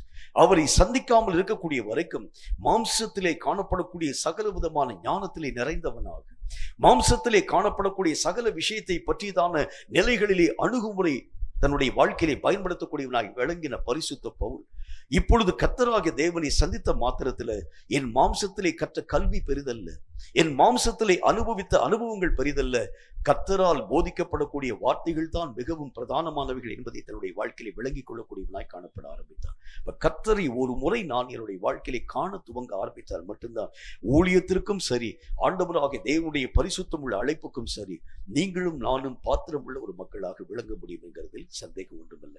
நம்முடைய கண்களை குறித்து சில வார்த்தைகளை நான் உங்களோடு கூட பேச வேண்டியது அவசியம். தெளிவான பார்வையை பற்றி கர்த்தராகிய தேவன் என்ன காரியங்களை நமக்கு சொல்லுகின்றார், எந்த காரியங்களை நீங்களும் நானும் தெளிந்து அறிய வேண்டியது அவசியம். சில காரியங்கள், அநேக விதமான காரியங்கள் மறைபொருளாக நம்முடைய கண்களுக்கு முன்பதாய் காணப்படுகிறது. இவைகளை யாராகிலும் ஒருவன் விளங்க காண்பித்தால் ஒழிய இவைகளை பற்றி உங்களாலும் என்னாலும் புரிந்து கொள்ள முடிகிறது இல்லை. சில காரியங்கள் நம்முடைய அறிவுக்கு அப்பாற்பட்டதாக, சில காரியங்களை நான் என்னுடைய வாழ்க்கையை சர்வசாதாரணமாக நினைவிலே கொள்ள ஆரம்பித்து விடுகிறேனே தவிர அதனுடைய முக்கியத்துவத்தை புரிந்து கொள்ள முடியாமல் காணப்பட ஆரம்பிக்கக்கூடிய நேரத்தில் யாதாகிலும் ஒரு மனிதன் வந்து இவைகளை பற்றிதான விளக்கங்களை சொல்லக்கூடிய நேரத்தில் தான், இதில் இவ்வளவு பெரிய ஆழமான நிலைகளை நான் மெய்யாகவே பார்க்காமல் போகிறது எப்படி என்கிறதை பற்றி ஒரு யோசனை என்னுடைய வாழ்க்கையிலே உருவாக்கப்பட ஆரம்பிக்கிறத பார்க்கிறேன். என்னுடைய கண்களிலே எப்படிப்பட்ட ஒரு தெளிவை ஆண்டவராகிய தேவன் தர வேண்டும் என்று விருப்பப்படுகிறார் என்று பாருங்கள். தானியேல் தீர்க்கதரிசியின் புத்தகத்துல அதுல 5வது அதிகாரம் 12வது வசனம் இந்த வார்த்தையை நமக்கு சொல்கிறது. தானியேல் தீர்க்கதரிசியின் புத்தகம் 5வது அதிகாரம் 12வது வசனம் இந்த வார்த்தையை சொல்கிறது. வாசிக்கிறேன் கவனிங்க. ராஜாவினால் பெல்தஷாத்சார் என்னும் பெயரிடப்பட்ட அந்த தானியேலுக்குள் சொப்பனங்களை வியார்த்தி பண்ணுகிறதும் புதை பொருள்களை வெளிப்படுத்துகிறதும் கருகலானவைகளை தெளிவிக்கிறதுமான அறிவும் புத்தியும் விசேஷித்த ஆவியும் உண்டென்று காணப்பட்டது. இப்போதும் தானியேல் அழைக்கப்படட்டும், அவன் அர்த்தத்தை வெளிப்படுத்துவான் என்றார். முதல் காரியம், கருகலானவைகளை தெளிவிக்கக்கூடிய ஒரு பார்வை. நம்முடைய கண்களுக்கு பல விஷயங்கள் மறைத்து வைக்கப்பட்டிருக்கக்கூடிய நிலைகளை நமக்கு முன்னால்தான் இருக்கும். என்னாலும் கூட அவைகளுடைய முக்கியத்துவத்தை புரிந்து கொள்ள முடியாத ஒரு மக்களாக நீங்களும் நானும் காணப்பட ஆரம்பித்து விடுகின்றோம். கர்த்தர் சில காரியங்களை கருகலாக அல்லது மறைவாக மறைத்து வைத்திருக்கக்கூடிய ஒரு தேவனாய் இருக்கின்றார். இவைகளை நான் தெளிவான விதத்தில் விளங்கிக் கொள்ள ஆரம்பித்தால் மட்டும்தான், தெளிவான ஒரு காரியத்தின் அடிப்படையில் இவைகளின் ஆழமான அர்த்தங்களை நான் புரிந்து கொள்ள ஆரம்பித்தால் தான் அவைகளுக்கு ஏற்ற வண்ணமான தகுதியின் அடிப்படையின் ஊடாக கடந்து போக என்னால் முடியும். இதை விளக்குகிறதுக்கு ஒரு நல்ல ஒரு சம்பவத்தை உங்களுக்கு நான் சொல்ல ஆசைப்படுகின்றேன். மறுரூப மலை என்று அழைக்கப்படக்கூடிய மலைக்கு ஆண்டவராகிய இயேசுவும் அவருடைய சீஷர்களும் கடந்து போறாங்க. அந்த மலை என்கின்ற அந்த ஒரு சின்ன ஒரு குன்று பகுதி, அதுல இயேசு கிறிஸ்துவனுடைய சீஷர்களும் கடந்து போகக்கூடிய அந்த நேரம், மேல மலையின் மேலே கடந்து போகக்கூடிய நேரத்துல திடீரென்று சொல்லி ஒரு மேகமோடு நிழலக்கூடியதாய் விளங்கிற்று. அப்பொழுது ஆண்டவராகிய தேவனுடைய ரூபம் மெய்யாகவே உருமாற்றத்தின் ஊடாக கடந்து போய் அங்கு காணப்பட்டிருக்கக்கூடிய சீஷர்களுடைய கண்கள் பார்க்கிறது, ஆண்டவராகிய தேவனுடைய நாமத்தினால் எலியா என்கின்ற தேவனுடைய மனிதன் கர்த்தரோடு கூட பேசும்படிக்காய் வந்திருக்கின்றார். இந்த காரியங்களை கண்ட மாத்திரத்தில் எலியா என்கிற மனிதனும் மோசே என்கிற மனிதனும் கர்த்தரோடு கூட பேசும்படிக்காய் கடந்து வரக்கூடிய அந்த காரியங்களை கண்ட மாத்திரத்தில் பேதுரு திடீரென்று சொல்லி அவரை பார்த்து சொல்லுகின்றார், நாம் இங்கே தங்கி இருக்கிறது நலமாய் இருக்கும். ஏனென்றால் பெரிய பெரிய தீர்க்கதரிசிகள் எல்லாம் இங்கே வந்திருக்கிறார்கள். ஆகவே அவர்கள் யாவருக்கும் ஆளாளுக்கு ஒவ்வொரு கூடாரத்தை போட்டு நாமும் ஒரு கூடாரத்தை போட்டு இங்கே தங்கி இருக்கிறது உண்டானால் அவர்களுடைய மகிமையை பார்க்க நம்மால் முடியும், நாள்தோறும் தரிசிக்க நம்மால் முடியும் என்கிறதை பற்றி அவர்கள் பேச ஆரம்பித்தார். ஆனால் நடந்த சம்பவம் என்ன? அந்த நேரத்தில் உருவாக்கப்படக்கூடிய ஒரு காரியம் என்ன என்று சொன்னால், ஆண்டவராகிய இயேசு கிறிஸ்துவுக்கு ஒரு செய்தி ஒன்று அறிவிக்கப்படுகிறது. இது கூட இருக்கக்கூடிய சீஷர்கள் அறிய முடியாத ஒன்று. இயேசு கிறிஸ்துவுக்கு என்ன செய்தி அறிவிக்கப்படுகிறது? தேவனாகிய கர்த்தரால் மெய்யாகவே உருவாக்கப்பட்டிருக்கக்கூடிய மரணத்தை பற்றியும், அந்த மரணத்திலே கர்த்தராகிய தேவன் எப்படி இயேசு கிறிஸ்து, அதாவது பிதாவாகிய தேவனுடைய நாமத்தை மகிமைப்படுத்த வேண்டும் என்கின்ற ஒரு செய்தியும் அவருக்கு முன்பதாக சொல்லப்படக்கூடிய நிலைகளை பார்க்கிறார். கர்த்தராகிய இயேசு கிறிஸ்து அந்த ஒரு காரியத்தை பார்க்கிறார். ஆனால் கூட இருக்கக்கூடிய சீஷர்களுக்கு அவைகளை பற்றி உணர்வு அவங்களுடைய வாழ்க்கையில காணப்படல. அவங்க பார்த்ததெல்லாம் கர்த்தராகிய தேவனுடைய அந்த தீர்க்கதரிசிகளுடைய கண்கள் கண்டதை தவிர பேசப்படும் வார்த்தைகளை அவர்களால் கேட்க முடியும். சில விஷயங்களை ஆண்டவராகிய தேவன் நம்முடைய வாழ்க்கையிலே தரக்கூடிய பல விஷயங்களை நாம் நம்முடைய வாழ்க்கையிலே ஆழமான விதத்தில் உணர முடியாமல் போக ஆரம்பிக்கிறதுனால என்ன விதமான காரியத்தை பார்க்கிறோம்? சில தரிசனங்கள் நமக்கு முன்பதாக காண்பிக்கப்படும். தரிசனத்தை பார்த்து தரிசனம் ரொம்ப நல்லா இருந்துச்சுங்க, ரொம்ப சூப்பரா இருந்துச்சு தரிசனம். கர்த்தராகிய தேவனுடைய நாமத்தினால பெரிய ஒரு தீப்பழமை கர்த்தராகிய தேவன் காண்பித்தார். பெரிய ஒரு மகிமையை ஆண்டவராகிய தேவன் காணப்படினார். நெருப்பாக இதோ இந்த திருநெல்வேலி மாவட்டம் முழுவதும் பற்றி எறிகிறதை போல கர்த்தராகிய தேவன் காண்பித்தார். அந்த நெருப்பிலிருந்து என்னை ஆண்டவராகிய தேவன் பாதுகாத்தார். கர்த்தருக்கு ஸ்தோத்திரம் சொல்லி முடிச்சிடும். அந்த நெருப்பை கொண்டு கர்த்தர் என்ன பேச வர்றார் எனக்கு தெரியல. நான் சொல்றேன், அந்த அந்த நெருப்பு பற்றி எறியக்கூடிய அந்த சூழலை நான் பார்க்கிறேன். அந்த இடம் எல்லாம் நெருப்பாக கொழுந்து விட்டு எரியக்கூடிய நிலைகளை பார்க்கிறேன். இதுதான் எனக்கு தெரியுமே தவிர இதற்குள் என்ன செய்தியை உள்ள வச்சிருக்கிறாரு இதை நாம் பார்க்க முடியாதவனாய் கடந்து போக ஆரம்பித்து விடுகிறேன். பல பேருடைய வாழ்க்கையில் இருக்கக்கூடிய ஒரு பெரிய பிரச்சனை என்ன என்று சொன்னால், தரிசனங்கள், நிறைய தரிசனங்கள் வரும், ஆனால் அதனுடைய விளக்கத்தை அவங்க ஆராய்ந்து பார்க்க மனமற்றவர்களாய் காணப்பட்டுருவாங்க. சில பேருக்கு ஆண்டவராகிய தேவன் சில அனுபவங்களை தருவார், அவைகளை பற்றி அவங்களால யோசிச்சு கூட பார்க்க மாட்டாங்க. அந்த தரிசனங்களை பல மக்களுக்கு முன்பதாக சொல்லுவாங்க. தரிசனங்களை கர்த்தருடைய நாமத்தினால் நான் பார்த்தேன், தரிசனங்களை ஆண்டவராகிய தேவனுடைய கண்களுக்கு முன்பதாக காமிச்சார், இந்த மாதிரியான ஒரு விஷயம், இந்த மாதிரி ஒரு விஷயம், இந்த மாதிரி ஒரு விஷயம், எல்லா விதமான மக்களுக்கு முன்பதாக அது ஒரு வார்த்தையை பற்றி பேசுவாங்களே தவிர இதன் மூலம் கர்த்தர் என்ன பேச வருகின்றார், நான் என்ன செய்யணும். ஒரு தரிசனத்தை முதல் காரியம் நீங்க விளங்கிக் கொள்ள வேண்டும். ஒரு காரியத்தை கர்த்தர் உங்களுக்கு சொல்றாருன்னா அதிலே உங்களுக்கு ஏதோ ஒரு பங்கு இருக்கிறது என்பதை புரிந்து கொள்ள வேண்டும். எனக்கு சம்பந்தம் இல்லாத எந்த விதமான விஷயத்தையும் கர்த்தர் என்னுடைய கண்ணுக்குனால காமிக்க மாட்டார். எனக்கு ஒரு காரியம் வருகிறது என்று சொன்னால் அதில் உன்னுடைய பங்கு ஏதோ ஒன்று உள்ள இருக்கு. இதை நீ விளங்கிக் கொள்ள ஆரம்பித்தால்தான் அந்த தரிசனத்தினுடைய முழுமையை நீ உன்னுடைய வாழ்க்கையிலே தடையில்லாமல் புரிந்து கொள்ள முடியும். நிறைய நேரங்களில் நம்ம செய்யக்கூடிய மிகப்பெரிய தவறு என்னன்னு சொன்னா, தரிசனங்களை பார்க்கிறோம், அதுல ஏன் பங்கு என்னன்னு எனக்கு தெரியல, அதை பத்தி நான் யோசிச்சே பார்க்கறது இல்லை. இதுல என்ன காரியத்தை நான் செய்யும்படிக்காக கர்த்தராகிய தேவன் சொல்றதுக்கு வர்றாரு. இதுல இந்த காரியத்தின் அடிப்படை ஒருவேளை இங்க ஜெபிக்கக்கூடிய பங்கா இருக்கலாம், ஒருவேளை அங்க இருக்கக்கூடிய மக்களுக்கு எச்சரிக்கக்கூடிய ஒரு காரியமாய் கூட காணப்படலாம். ஒருவேளை அங்கு காணப்படக்கூடிய மக்களுடைய அந்த நிலைகளை பற்றி கர்த்தருடைய நாமத்தினால் எல்லா விதமான மக்களுக்கும் அறிவிக்கக்கூடிய ஒரு பணியா கூட இருக்கலாம்.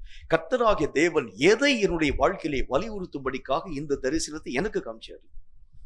பொதுவான பலவிதமான தரிசனங்கள் காணப்பட ஆரம்பித்தாலும் ஒவ்வொரு மனிதனுக்கும் கர்த்தராகிய தேவன் ஒரு முக்கியமான கருத்துக்களை வெளிப்படுத்துகிறது உண்டானால் நல்லா நீங்க புரிஞ்சுக்கங்க, அதில் உங்களுடைய பங்கு இருக்கிறது. உங்களுக்கு அதாவது ஆண்டவராகிய தேவனுடைய நாமத்தினால் அங்கு பங்கு இல்லைன்னு சொன்னா அந்த வெளிப்பாடுகளை கர்த்தர் உங்களுக்கு தர மாட்டார். இந்த வெளிப்பாடுகள் என்னுடைய வாழ்க்கையிலே வருகிறது உண்டான இதைத்தான் கர்த்தராகிய தேவன் நமக்கு சொல்லுகின்றார். பார்வையில் ஒரு தெளிவு இருக்கணும். எதற்காக இந்த ஒரு காரியம் எனக்காக அறிவுறுத்தப்படுகிறது, நான் இதுல என்ன காரியத்தை செய்யணும், இந்த ஒரு தெளிவின் அடிப்படையில ஒவ்வொரு விஷயத்தையும் நீங்கள் அணுக ஆரம்பிக்கிறது உண்டானால் தேவனுடைய திட்டத்தை உங்கள் வாழ்க்கையிலும் என் வாழ்க்கையிலும் தடையில்லாமல் நிறைவாக்க முடியும். தானியேலுக்கு ஆண்டவராகிய தேவன் ஒரு காரியம் ஒன்றை சொல்ல ஆரம்பிக்கிறார். கர்த்தருடைய நாமத்தினால கருகலான காரியங்களை வெளிப்படுத்தும் மனிதன் என்கிற ஒரு பெயரினால் அழைக்கப்பட்ட தானியேல். கருகலான ஒரு காரியம் என்றால் எதை ஆண்டவராகிய தேவன் சொல்லுகின்றார்? சில விஷயங்களை மேலோட்டமாய் பார்க்கக்கூடிய கண்கள் நமக்கு இருக்கலாம். கர்த்தருடைய நாமத்தினால சில நேரங்கள்ல ஒரு ஒரு நல்ல ஒரு சகோதரன் ஒருவன் தன்னுடைய கண்களினால் கண்ட ஒரு தரிசனத்தை பற்றி என்கிட்ட பேச ஆரம்பித்தார்.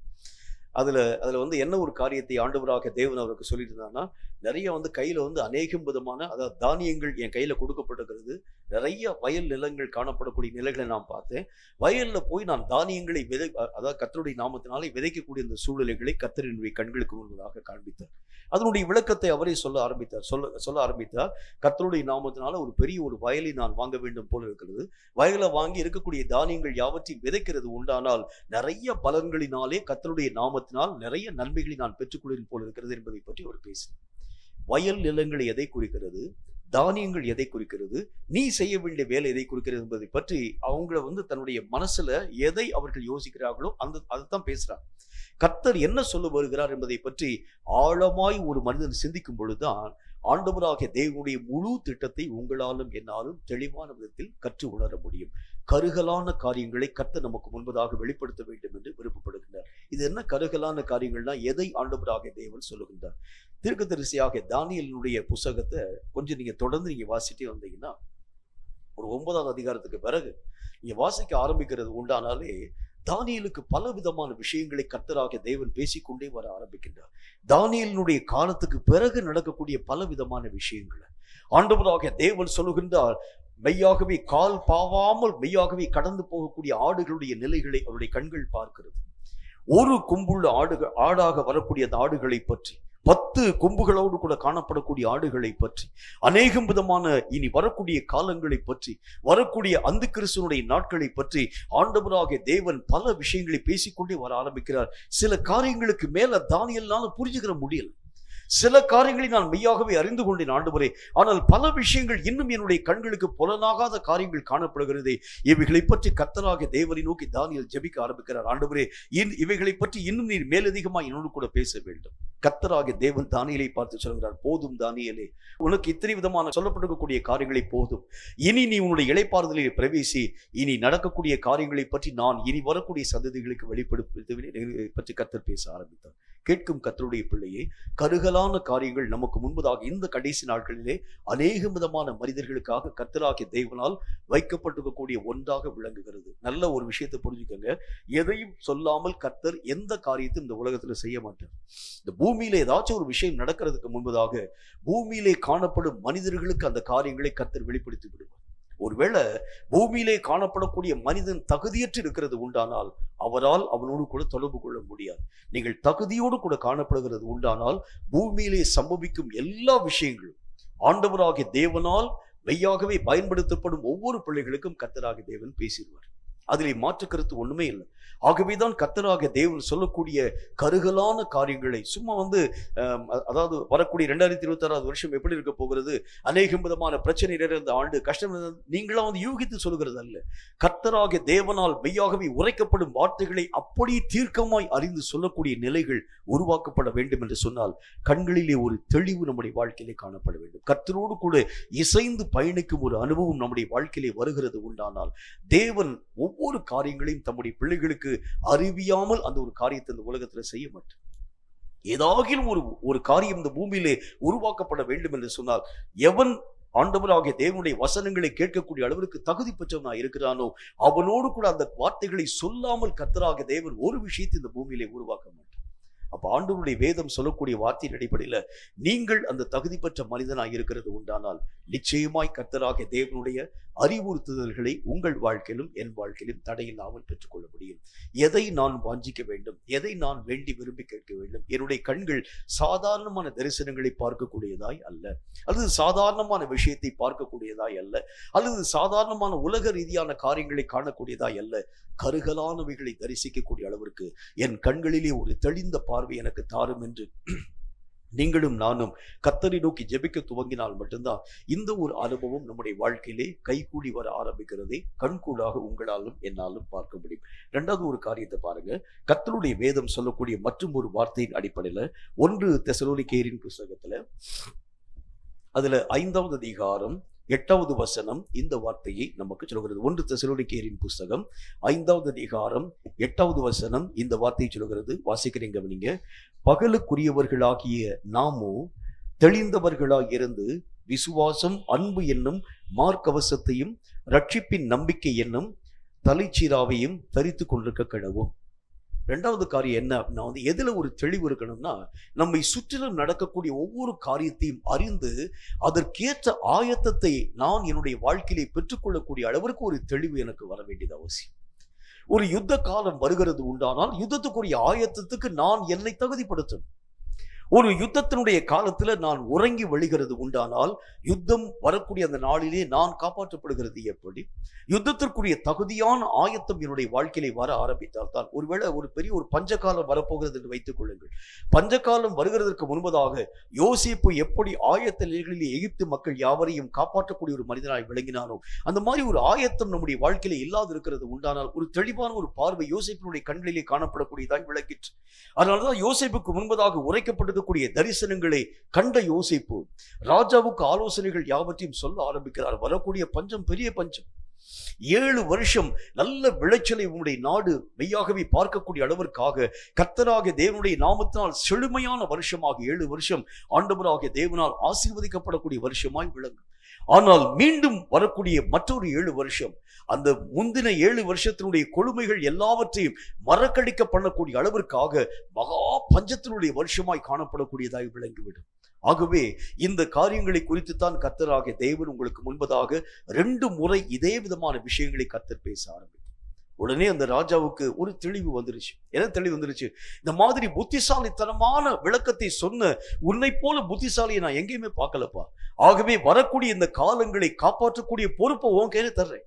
நீ என்ன காரியத்தை செய்ய முடியும் அந்த காரியங்கள் யாவற்றையும் செய்ய வேண்டும். உடனே யோசேப்பு எல்லா காரியங்களையும் ஆராய்ந்து தெளிந்து பார்த்து வரக்கூடிய பஞ்ச காலங்களிலே தேசம் மெய்யாகவே எல்லா விதமான மக்களும் சாகக்கூடிய அளவிற்காக காணப்பட்டு விடாத அளவிற்காக பஞ்சத்தை மேற்கொள்ளக்கூடிய அளவிற்கான அதற்குரிய ஆயத்தத்தை உருவாக்க வேண்டும் என்று சொல்லி யோசேப்பு எப்படி ஆயத்தப்படுத்த ஆரம்பித்தாரோ, காலங்களை பற்றி உணரக்கூடிய நீங்களும் நானும் அந்த காலங்களை சந்திக்க ஆயத்தம் உள்ளவர்களாய் உங்களையும் என்னையும் மாற பண்ண வேண்டியது அவசியம். இது 2வது தெளிவு நம்முடைய வாழ்க்கையிலே வர வேண்டியது அவசியம். இப்போ இருக்கக்கூடிய இந்த காலங்கள் எப்படிப்பட்ட காலங்கள்? இந்த காலத்துல நான் எப்படி ஆயத்தப்படணும்? இனி வரக்கூடிய காலங்கள் எப்படிப்பட்ட காலங்கள்? அந்த காலத்துக்கு நான் எப்படி இருக்கணும்? இனி வரக்கூடிய இருள் நிறைந்த காலத்துல என்னுடைய வெளிச்சத்தில் என்னுடைய நிலைகளை நான் எப்படி பாதுகாக்க வேண்டும்? இப்படி அந்தந்த காலங்களை அறிகிறது மட்டுமல்ல, அந்த காலங்களை மேற்கொள்ளக்கூடிய அளவிற்கு நான் என்னை ஆயத்தப்படுத்தும் தெளிவு என்னுடைய வாழ்க்கையிலே வர வேண்டும் என்று கர்த்தர் நமக்கு சொல்லுகிறார். அந்த நாட்களிலே காணப்பட்ட அநேக விதமான தேவனுடைய ஜனங்கள் காலங்களை ஆராய்ந்து பார்த்தாங்க.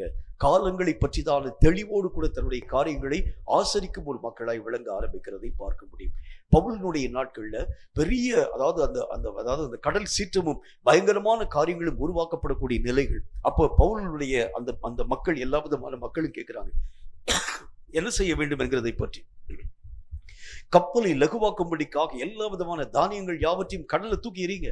எல்லா ஜனங்களும் அந்த காரியங்கள் யாவற்றையும் செயல்படுத்த ஆரம்பிச்சாங்க. கர்த்தருடைய நாமத்தினாலே கர்த்தருடைய தூதன் சொல்லுகின்றார். கர்த்தராகிய தேவனுடைய தூதன் என்னோடு கூட நேற்று இரவு பேச ஆரம்பித்தார். நீங்க பயப்படாதீங்க, உங்களுடைய ஜீவனுக்கு சேதம் வராது என்று நான் சேவிக்கும் என் தேவனாகிய கர்த்தர் என்னோடு கூட பேச ஆரம்பித்தார். ஆகவே நீங்கள் பயப்படாம நாளைக்கு நீங்க ஆண்டவராகிய தேவனுடைய நாமத்தினால் இறங்கி கரையை சேரக்கூடிய அளவிற்கு உங்க சரீரத்திலே பலன் உருவாக்கப்படக்கூடிய அளவிற்கு இன்னைக்கு நல்லா உட்கார்ந்து சாப்பிடுங்கன்னு சொல்லி அப்போஸ்தலனாகிய பரிசுத்த பவுல் சொல்லுகிறார். வேதம் சொல்லக்கூடிய வார்த்தையின் அடிப்படையில எந்தெந்த காரியங்களிலே என்னென்ன காரியத்தை நான் உருவாக்க வேண்டும், இவைகளிலே ஒரு தெளிவு என்னுடைய வாழ்க்கையிலே வர ஆரம்பித்தால் தான் நெடுக போய் தண்டிக்கப்படக்கூடிய நிலைகளில் ஊடாக அல்ல, அந்த காலங்களை புரிந்து கொண்டு நீங்களும் நானும் சரியாய் இயங்க ஆரம்பித்தால் மட்டும்தான் தெளிவான ஒரு வாழ்க்கை வாழ்ந்து தேவ சித்தத்தை நிறைவாக்க உங்களாலும் என்னாலும் முடியும். கண்களிலே தெளிவு என்கிறது எதை ஆண்டவராகிய தேவன் நமக்கு வலியுறுத்த ஆரம்பிக்கிறார் அப்படின்னா வேதம் சொல்லக்கூடிய நல்ல ஒரு வார்த்தையின் அடிப்படையில கர்த்தர் சகல காரியங்களும் நமக்கு சொல்லிட்டார். பகலுக்குரிய இந்த வசனத்தில் என்ன போட்டிருக்கு? பகலுக்குரிய மக்களாகி நீங்களோ வென்றால். பகல்ல இருக்கக்கூடிய மக்கள் என்ன காரியத்தை செய்யறாங்க? தனக்கு முன்பதாக வரக்கூடிய ஆபத்துக்களை அறிந்து நமக்கு அந்த மனுஷனால ஒரு பெரிய ஒரு லாரி ஒன்று வருகிறது வைத்துக் கொள்ளுங்கள். பகலுக்குரியவனாகிய அவன் என்ன செய்கின்றான்? வேகமாய் வரக்கூடிய லாரியை கண்டு அவன் ஒதுங்கி போய் விடுகின்றான். எங்க நம்ம மேல மோதிவிடக் கூடாது என்பதற்காக அவ்வளவு சீக்கிரமாய் வரக்கூடிய அந்த வாகனம் என்னை சிதைந்து ஒன்றுமில்லாமல் நாசப்படுத்தி விடாது இருக்கக்கூடிய அளவிற்காக அந்த பாதை விட்டு நான் விலக வேண்டும் என்று சொல்லி எப்படி தெளிவாக தன்னுடைய வாழ்க்கையை பாதுகாத்துக் கொள்ளக்கூடியவனாய் விளங்குகிறானோ, அதே மாதிரி கண்களிலே தெளிவு உன் வாழ்க்கையை பாதுகாக்கக்கூடிய அளவிற்காய் காணப்பட வேண்டும். காலங்களை அறியக்கூடிய அறிவோடு கூட நின்று விடாமல் இந்த காலங்களை மேற்கொள்ளக்கூடிய அளவிற்கான திராணி பெற்றவனாய் நீயும் நானும் மாற்றத்தின் ஊடாக கடந்து போக வேண்டியது அவசியம். ஒவ்வொரு காரியங்களை கர்த்தராகிய தேவன் நமக்கு சொல்லுகின்றார். இது பெரிய ஒரு ராக்காலம். ராக்காலம்னு கர்த்தராகிய தேவன் சொல்லுகிறது உண்டானால் உடனே நீங்கள் செய்ய வேண்டிய முதல் ஆயத்தம் என்ன? இரவை கடக்கும்படி வெளிச்சத்தை நீங்களும் நானும் நம்மளை கையில் வச்சுக்கணும். இது ஒரு பெரிய ஒரு இரவு நிறைந்த ஒரு காலம், இருள் நிறைந்த காலம். இந்த இருளை மேற்கொள்ள வேண்டும் என்றால் வெளிச்சத்தின் பிள்ளையாய் நீ உன்னை மாற பண்ணினால் மட்டும்தான் இந்த இருளை எந்த சேதமும் இல்லாமல் கடக்க உன்னால் முடியும். அப்ப எதை ஆண்டவராகிய தேவன் எனக்கு வெளிப்படுத்துகிறாரோ அவைகளை கடக்கக்கூடிய அளவிற்கு என்னிலே ஒரு ஆயத்த நிலைகளை நான் உருவாக்க வேண்டியது அவசியம் என்று கர்த்தர் எனக்கு சொல்லுகிறார். கண்களிலே தெளிவான ஒரு வாழ்க்கை என் வாழ்க்கையாக காணப்படுகிறது உண்டானால் வருகின்ற நாசம் வரும், வருகின்ற மோசம் வரும், வருகின்ற சாத்தானுடைய ஆதிக்கங்கள் வரும், வருகின்ற பிரச்சனைகள் வரும். ஆனால் நானோ வென்றால் கர்த்தருடைய நாமத்தினால் இவைகள் எல்லாவற்றையும் கடந்து போகும் மனிதனாக, தெளிந்த ஒரு மனிதனாக, இவைகள் ஒன்றிலும் என்னுடைய கால்கள் சிக்குண்டு போகாத அளவிற்கு என்னை காப்பாற்றக்கூடிய வல்லமை பெற்றவனாக, இவைகளிலே நின்று நான் மீட்கப்படக்கூடிய ஒரு மனிதனாக விளங்க ஆரம்பிக்கிறது உண்டு என்று கர்த்தர் நமக்கு சொல்லுகின்றார். மூன்றாவது ஒரு விஷயத்தை சொல்லி என்னுடைய செய்தி நான் நிறைவு பண்றேன். கர்த்தருடைய வேதம் சொல்லக்கூடிய மூன்றாவது வார்த்தையை பற்றி கர்த்தருடைய வேதம் என்ன சொல்கிறது பாருங்கள். தானியேல் தீர்க்கதரிசியின் புத்தகத்துல 9வது அதிகாரம் 22வது வசனம் இந்த வார்த்தையை நமக்கு சொல்கிறது. தானியேல் 9வது அதிகாரம் 22வது வசனம் இந்த வார்த்தையை சொல்கிறது. நான் அதை வாசிக்கிறேன், கவனிங்க. அவன் எனக்கு தெளிவு உண்டாக்கி என்னோட பேசி, தானியேலே உனக்கு அறிவை உணர்த்தும்படி இப்போது புறப்பட்டு வந்தேன். மூன்றாவது காரியம், ஆண்டவருடைய வேதம் சொல்கிறதை போல ஒவ்வொரு காரியத்தினுடைய இயக்கமாக ஆவிக்குரிய மண்டலத்துல பலவிதமான நிலைகள் நமக்கு உருவாக்கப்படுகிறது. இந்த இடத்துல தானியேலுக்கு ஆண்டவராகிய தேவனுடைய தூதன் தெளிவு உண்டாக்காது இருந்திருக்கிறது உண்டானால் என்ன நடந்திருக்குன்னு யோசிச்சு பாருங்க. தானியேலுக்கு முன்பதாக கர்த்தருடைய வார்த்தைகள் தூதனின் மூலமாய் அறிவிக்கப்பட ஆரம்பித்தாலும் தானியேலால் அந்த ஒரு காரியம் விளங்கிக் கொள்ள முடியாது. தூதன் அவனை தெளிவுபடுத்தி பின்பு அந்த வார்த்தைகளை அவனுக்கு உச்சரிக்க துவங்க ஆரம்பிக்கின்றார். இனி வரக்கூடிய காலங்கள் எப்படி இருக்க போகிறது, தானியேல் என்னென்ன விதமான சம்பவங்கள் சம்பவிக்க போகிறது, அதுக்கு பின்னால் இருக்கக்கூடிய அந்த வார்த்தை வாசிக்கிறீங்க. நீ மிகவும் பிரியமானவன் ஆதலால் நீ வேண்டிக் கொள்ள தொடங்கின போதே கட்டளை வெளிப்பட்டது, நான் அதை அறிவிக்க வந்தேன். இப்போதும் சொல்லுகிற வார்த்தையை நீ கவனித்து கேட்டு தரிசனத்தை அறிந்து கொள்.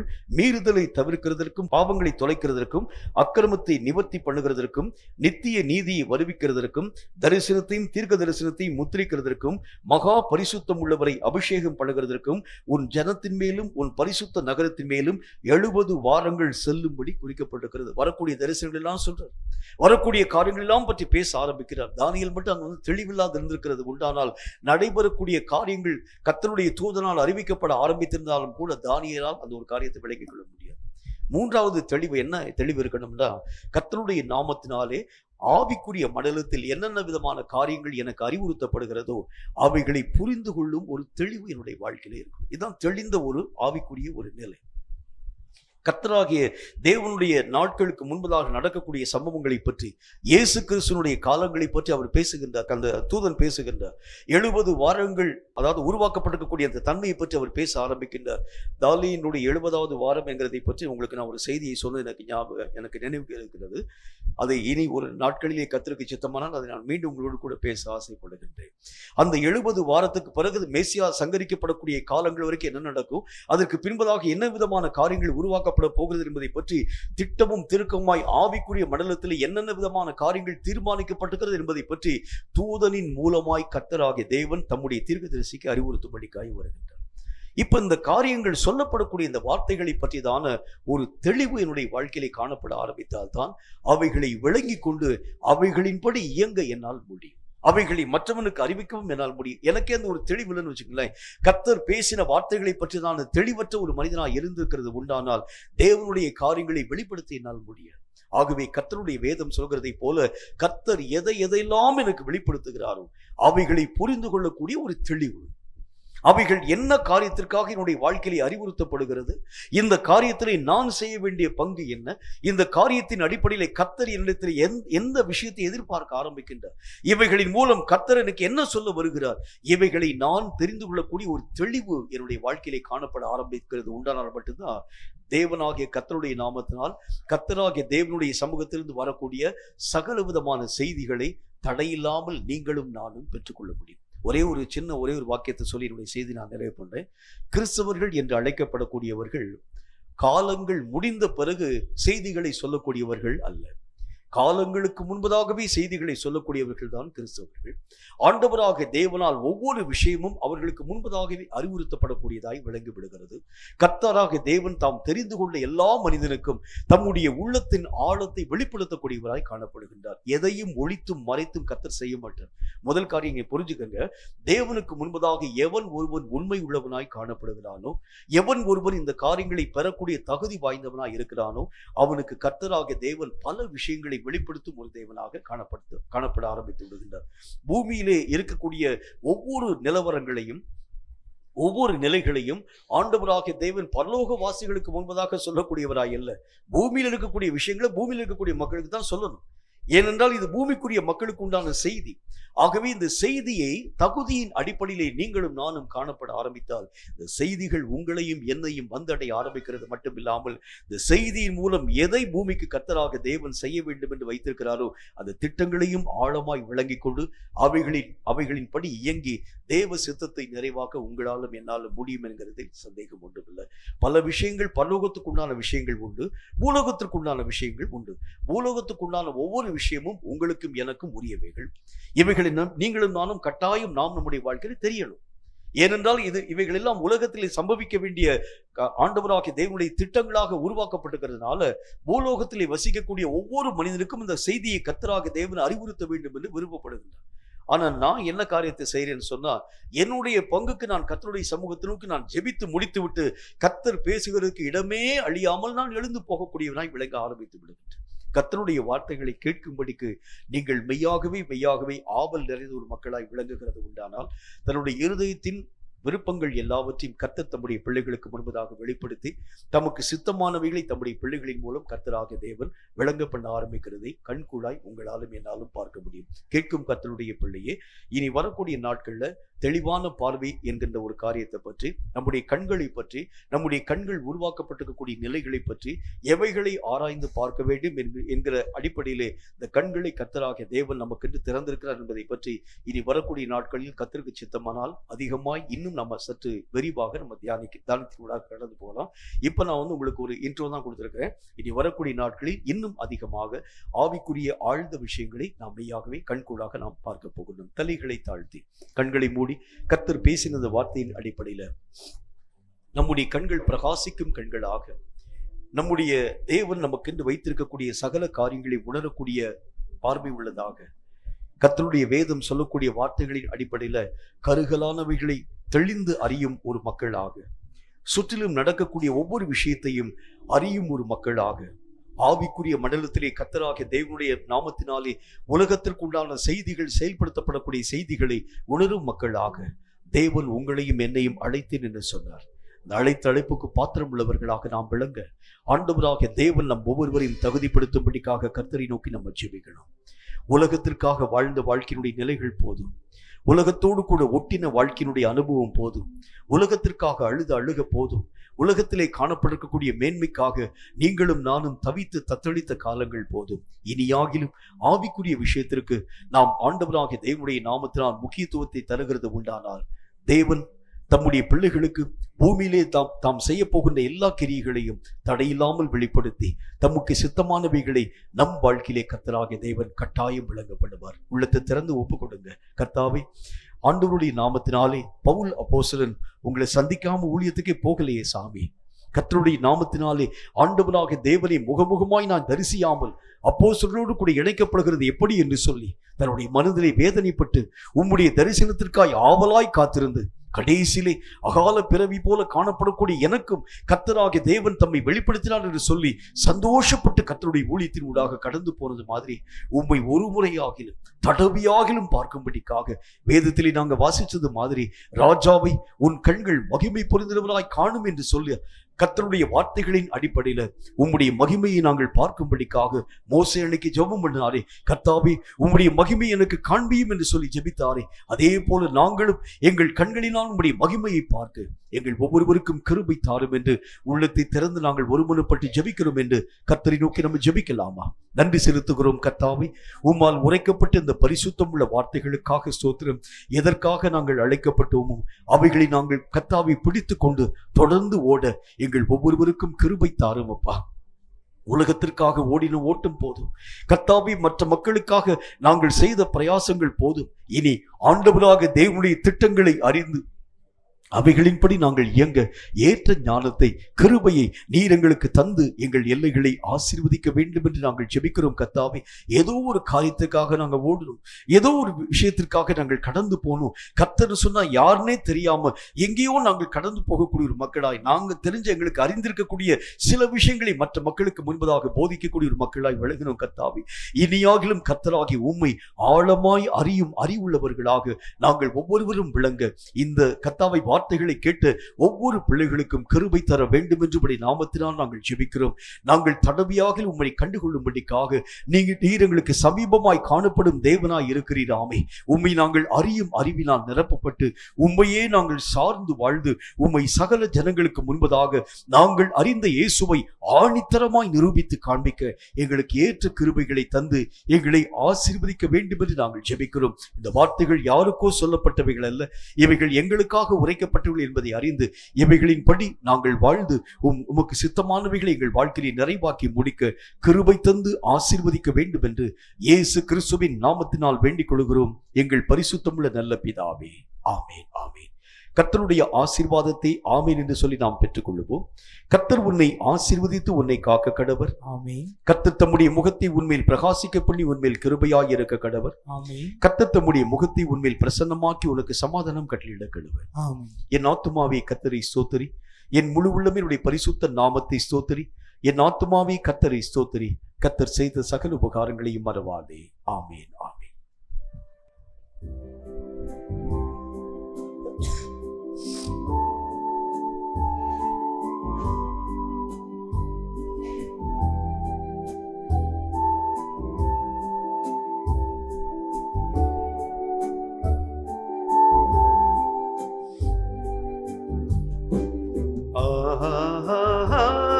அல்லேலூயா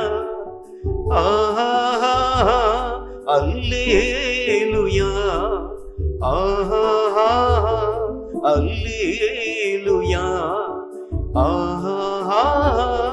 அல்லேலூயா அல்லேலூயா